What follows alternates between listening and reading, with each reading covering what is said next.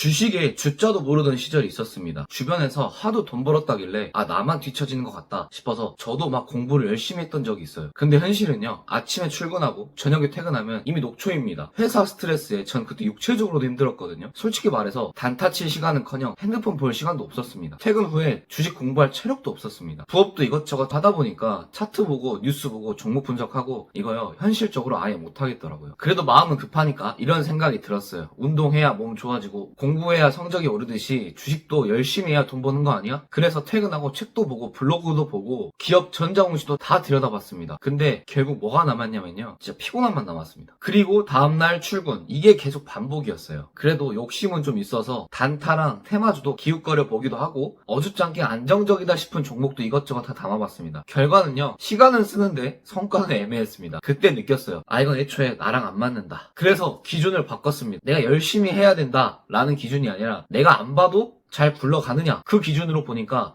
답이 딱 보이더라고요. 주식에도 강남 아파트처럼 계속 우상향해온 자산이 있습니다. 어설프게 잡주 깔짝대느니 그냥 단 2개면 됩니다. 진짜 더 없어요. 그래서 2026년 기준으로 제가 다시 시작한다고 하면 주식 2개면 충분하다라고 말씀드리고 싶어요. 첫 번째는 S&P 500입니다. S&P 500이 뭐냐면요, 단순한 ETF를 떠나서 미국 경제 그 자체를 보여주는 지표입니다. 미국에 있는 기업 중에서 가장 가치 있고 가장 영향력 있는 대기업 500개의 성과를 모아놓은 지수예요. 그래서 미국 경제가 잘 돌아가면 이 지수는 올라가고 문제가 생기면 바로 지수는 떨어지는 겁니다. 여기서 또 중요한 점은 아무 회사나 S&P 500에 들어갈 수는 없다라는 겁니다. S&P 500은 그냥 시총 큰 회사를 500개 모아놓은 게 아니에요. 기본적으로 미국에 기반을 둔 기업이어야 하고 시가총액도 수십억 달러 이상은 돼야 합니다. 게다가 최근 분기에서 실제로 돈을 벌고 있는 회사, 즉 흑자를 기록해야 들어올 수 있어요. 재무 상태나 유동성, 시장 영향력 이런 거 다 봅니다. 계속 성과를 못 내면 퇴출당하고 잘 나가는 기업이 또 그 자리를 채웁니다. 자동으로 리밸런싱이 되는 구조입니다. S&P 500 안에 들어있는 기업들 한번 봐볼게요. 애플, 마이크로소프트, 아마존, 엔비디아, 테슬라 이런 기업들이 있습니다. 우리가 매일 쓰는 스마트폰, 클라우드, 온라인 쇼핑, AI, 전기차까지 우리 삶을 실제로 바꾸는 기업들이죠. S&P 500에 투자한다는 건 이 기업들 중 하나를 찍는 게 아니라 전부를 조금씩 한 번에 사는 것이라고 이해하시면 됩니다. 많은 분들이 이렇게 생각하시는 경우가 있어요. S&P 500 정도로 돈을 벌면 그거 언제 부자 되냐 뭐 이러시는 분들도 있고, 그래도 뭐 전문가가 찝어주는 게 훨씬 낫다, 아니면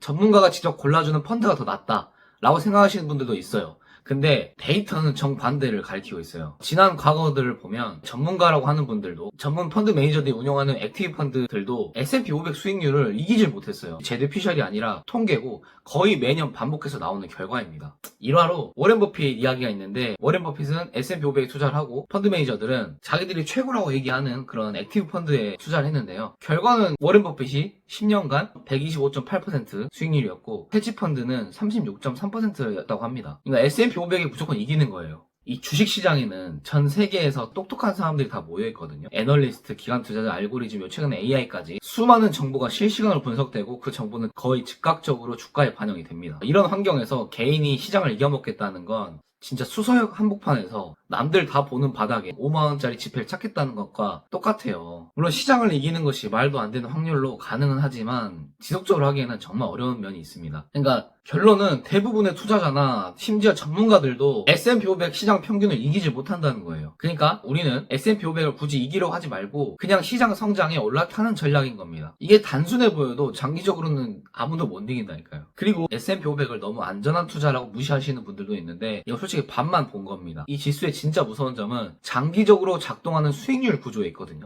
역사적으로 보면 S&P 500은 약 90년 동안 연평균 수익률이 10% 내외라고 합니다. 90년 동안 10%면 정말 미친 거죠. 물론 매년 10%씩 따박따박 오른 게 아니고 어떤 해는 크게 오르고 어떤 해는 크게 빠지는 해도 있는데, 장기 평균으로 보면 이 숫자가 유지됐다라는 겁니다. 10%라는 게 왜 중요하냐면 복리가 작동하기 때문이거든요. 예를 들어볼게요. 보통 취업을 남자 기준 28세 하니까 28세부터 매달 $1,000씩 현재 환율로 140에서 150만원 특별한 기술 없이 그냥 S&P 500에 꾸준히 투자한다고 가정해 볼게요. 보통 퇴직을 55세에 한다고 합니다. 55세쯤 됐을 때 자산이 얼마나 될까요? 대략적으로 계산해서 약 165만 달러가 됩니다. 우리 돈으로 치면 현재 환율로 25억 정도 되는 거예요. 근데 더 놀라운 거는 엄청난 투자 비법이 없죠. 밤새 차트를 본 결과도 아니고 종목을 막 잘 맞춰서 타이밍을 잘 맞춘 것도 아니고, 그냥 미국을 대표하는 기업들의 소유권을 조금씩 꾸준히 가져간 결과, 그리고 그 시간이 만들어낸 복리의 결과입니다. 이 포인트가 굉장히 중요합니다. 이 돈은 노동의 대가가 아니라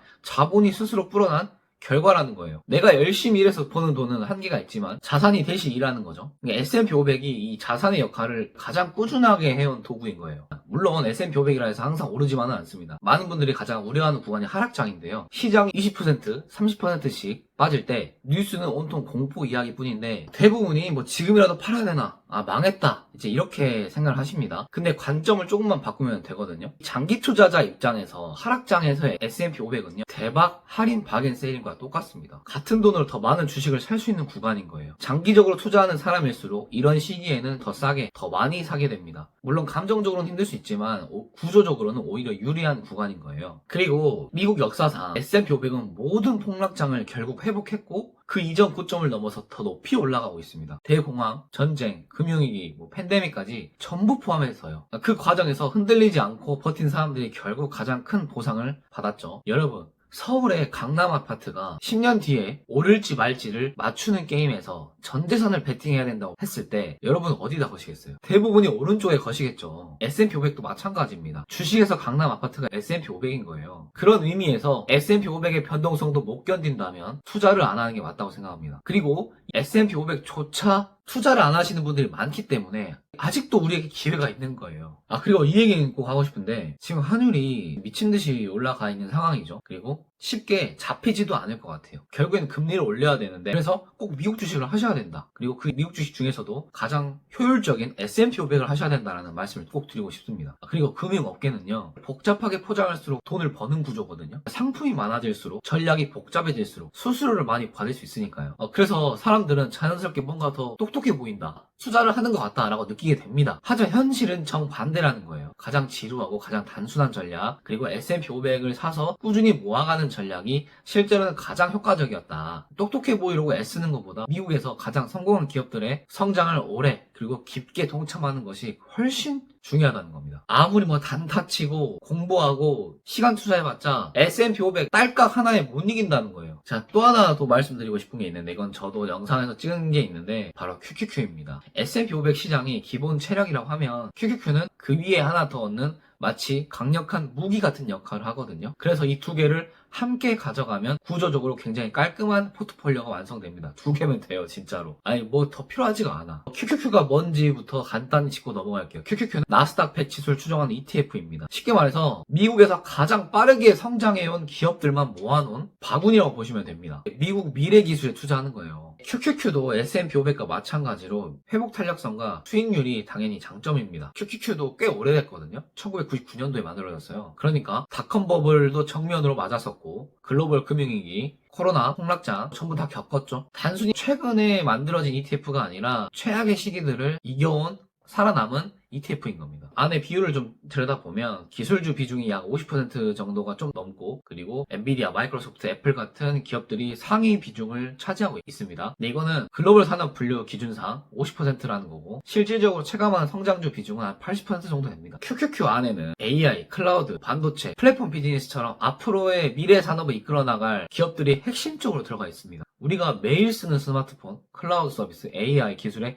상당 부분이 이 기업들에서 나옵니다. QQQ의 연평균 수익률을 한번 볼게요. 연평균 수익률은 약 20년 기준으로 봤을 때 무려 15%를 기록했습니다. 같은 기간에 S&P 500의 장기 평균 수익률이 약 10% 초반대였다는 걸 생각하면 성장 측면에서는 확실히 한 단계 위에 있는 셈입니다. 물론 변동성은 더 크기는 큽니다. 대신 장기적으로는 그 변동성을 감수한 대가를 확실히 보상해준 ETF가 바로 QQQ입니다. 그리고 QQQ를 너무 기술주의 몰빵 투자 위주 아니야? 라고 생각하시는 분들도 많은데 그렇진 또 않아요. 펩시, 스타벅스, 코스트코 같은 필수 소비재와 리테일 기업도 포함되어 있긴 합니다. 그러니까 다른 ETF보다 그래도 실제 포트폴리오는 좀 균형이 잡혀있는 편이에요. 또 하나의 장점은 유동성인데 QQ는 전 세계에서 손에 꼽을 정도로 거래량이 많은 ETF입니다. ETF는 제가 저번 영상에서도 말씀드렸는데 인기도 중요합니다. 거래량도 유동성도 중요합니다. 매수 매도가 항상 원활하고 스프레드도 좁아요. ETF 자체가 많이 거래된다는 건 그만큼 시장에서 신뢰와 수요가 꾸준하다는 뜻입니다. 수수료도 연 0.2% 수준으로 굉장히 싸거든요. 그래서 합리적인 수준이기도 하고 수수료를 좀 더 아끼고 싶으시다 하는 분들은 QQQM이라는 대안도 있습니다. 운용 보수가 0.15% 정도 될 거예요. 그러니까 장기 투자자들한테는 충분히 고려해볼 만한 선택지인 거죠. QQQM은 또 한 주당 가격이 낮기도 하거든요. 그래서 소액 투자자분들에게도 유리합니다. 그러니까 이 QQQ와 S&P 500을 같이 가져가면 시장의 안정성도 가져가고 또 어느 정도 공격적으로도 가져갈 수 있는 겁니다. 그러니까 이런 조합이 없어요. 이런 사기 조합이 없어요. 그리고 또 추가적으로 하나 더 말씀드리겠습니다. 완전히 제 개인적인 의견인데 저는 한 가지 더 언급을 하고 싶어요. 바로 TQQQ입니다.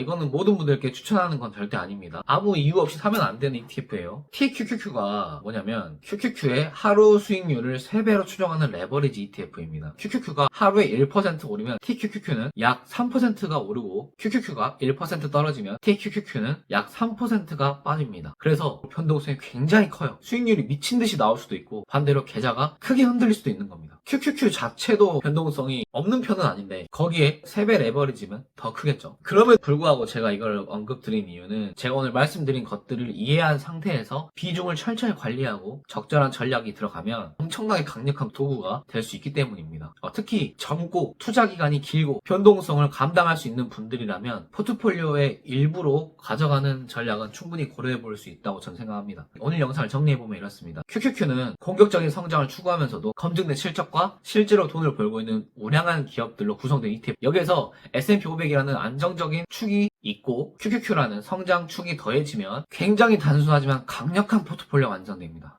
제가 계속 말씀드리고 싶은 거는 딱 하나예요. 복잡하게 잘해 보이려는 투자보다 검증된 구조로 오래 머무르는 투자가 결국 더 높은 확률로 살아남는다는 것. 그런 관점에서 이 S&P 500과 QQQ는 빠질 수가 없는 자산입니다. 지름길은 없어요. 결국 지름길은 없기 때문에 검증된 길만 따라가면 됩니다. 그래서 저는 특히 이번 2026년 기준으로 지금 환율이 굉장히 올라가 있는 상황이고 이게 쉽게 떨어질 것 같지 않아요. 물론 정부가 드라마틱한 정책을 써서 아니면은 금리를 올리지 않는 이상 환율이 쉽게 떨어지지 않거든요. 그러면 이 원화 약세가 계속 지속될 건데 이런 상황에서 무조건 미국 주식 하셔야 된다니까요. 제가 저번 영상에서도 말씀드렸어요. 무조건 2026년에서 미국 주식 하십시오. 꼭 달러로 하세요. 제가 달러로 하라는 이유가 여기에 있는 겁니다. 원화 약세가 지속이 될 것 같아요. 금리를 올려야 되는데 금리를 쉽게 올릴 수 있는 상황이 아닌 것 같아요. 그래서 이 원화 약세가 지속이 될 거고 이럴 때는 무조건 달러 자산을 가져가야 된다. 이 달러 자산을 가져가면서 가장 확실한 S&P 500과 QQQ에 투자하자. 라는 겁니다. 이번 영상이 도움이 되셨다면 구독과 좋아요 한 번씩 눌러주시면 큰 힘이 됩니다. 유튜브에서는 미처 하지 못하는 이야기들, 수익 인증이나 제가 가지고 있는 고민들이나